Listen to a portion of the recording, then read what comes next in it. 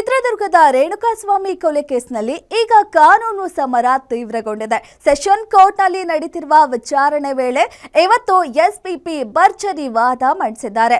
ಪ್ರತಿದಿನ ಟ್ರಯಲ್ ನಡೆಸಲು ಸಾಧ್ಯವಿಲ್ಲ ಎನ್ನುವ ಜೊತೆಗೆ ತನಿಖಾಧಿಕಾರಿ ವಿರುದ್ಧದ ಅರ್ಜಿಗೆ ತೀವ್ರ ಆಕ್ಷೇಪ ವ್ಯಕ್ತಪಡಿಸಿದ್ದಾರೆ. ಕೋರ್ಟ್ನಲ್ಲಿ ನಡೆದ ಹೈ ಡ್ರಾಮಾ ಹೇಗಿತ್ತು? ಎಲ್ಲಿದೆ ಕಂಪ್ಲೀಟ್ ಡೀಟೇಲ್ಸ್?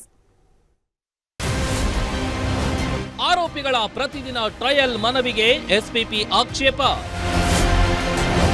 ತನಿಖಾಧಿಕಾರಿಯನ್ನ ಆರೋಪಿ ಮಾಡಲು ಸಾಧ್ಯವಿಲ್ಲ ಎಂದ ಎಸ್ಪಿಪಿ. ಚಿತ್ರದುರ್ಗದ ರೇಣುಕಾಸ್ವಾಮಿ ಕೇಸ್ನ ಟ್ರಯಲ್ ವಿಚಾರದಲ್ಲಿ ಎಸ್ಪಿಪಿ ಇವತ್ತು ಖಡಕ್ ವಾದ ಮಂಡಿಸಿದ್ರು.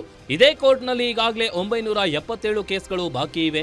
ಕೇವಲ ಈ ಒಂದು ಪ್ರಕರಣಕ್ಕಾಗಿ ಪ್ರತಿದಿನ ಟ್ರಯಲ್ ನಡೆಸಲು ಸಾಧ್ಯವಿಲ್ಲ ಎಂದು ವಾರಕ್ಕೆ 2 ದಿನದ ವಿಚಾರಣೆಗೆ ಮಾತ್ರ ಒಪ್ಪಿಗೆ ಸೂಚಿಸಿದ್ರು. ಇನ್ನು ತನಿಖಾಧಿಕಾರಿ ಗಿರೀಶ್ ನಾಯಕ್ ವಿರುದ್ಧ ಆರೋಪಿ ಪವನ್ ಸಲ್ಲಿಸಿದ ಅರ್ಜಿಯನ್ನು ಎಸ್ಪಿಪಿ ವಿರೋಧಿಸಿದ್ರು.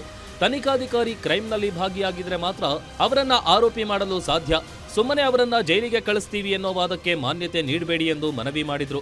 ಜೊತೆಗೆ ಸೆನ್ಸಿಟಿವ್ ಕೇಸ್ಗಳ ತನಿಖೆ ನಡೆಯುವಾಗ ವಕೀಲರ ತಂಡಕ್ಕೆ ಠಾಣೆ ಭೇಟಿಗೆ ಅವಕಾಶ ನೀಡಲು ಸಾಧ್ಯವಿಲ್ಲ ಎಂದು ಸ್ಪಷ್ಟಪಡಿಸಿದ್ರು. ಇನ್ನು ಕುಟುಂಬಸ್ಥರನ್ನ ಜೈಲಿನಲ್ಲಿ ಭೇಟಿ ಮಾಡಲು ದರ್ಶನ್ ಸಲ್ಲಿಸಿದ ಅರ್ಜಿಗೂ ಎಸ್ಪಿಪಿ ಬ್ರೇಕ್ ಹಾಕಿದ್ದಾರೆ.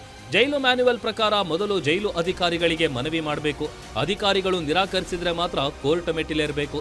ದರ್ಶನ್ ಪದೇ ಪದೇ ಅರ್ಜಿ ಸಲ್ಲಿಸಿ ಕೋರ್ಟ್ ಸಮಯ ಹಾಳು ಮಾಡ್ತಿದ್ದಾರೆ ಎಂದು ವಾದಿಸಿದ್ರು. ಜೊತೆಗೆ ತನಿಖಾಧಿಕಾರಿಯನ್ನ ಆರೋಪಿ ಮಾಡಲು ಸಾಧ್ಯವಿಲ್ಲ ಎಂದು ಸ್ಪಷ್ಟಪಡಿಸಿದ್ರು. ಇನ್ನು ಕ್ಯಾಮೆರಾ ಪ್ರೊಸೀಡಿಂಗ್ಸ್ ಸಂಬಂಧವು ಇಂದು ಸುದೀರ್ಘ ವಾದ ಪ್ರತಿವಾದ ನಡೆದಿದೆ.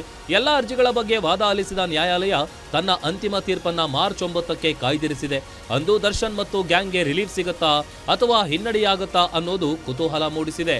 S K Manjunath, crime bureau, guarantee news.